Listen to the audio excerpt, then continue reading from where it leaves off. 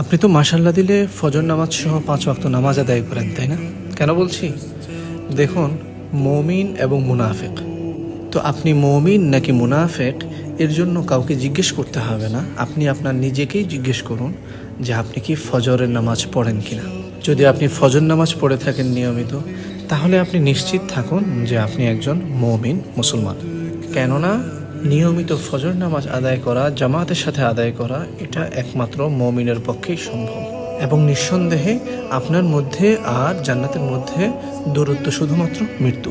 আর যদি আপনি নিয়মিত ফজর নামাজ না আদায় করে থাকেন, আপনি মিস দিয়ে দেন, কিংবা আপনার যখন খুশি একেবারে যখন ঘুম থেকে উঠেন তখন আদায় করেন, তাহলে এই বিষয়টা আপনার জন্য একদমই ভালো না।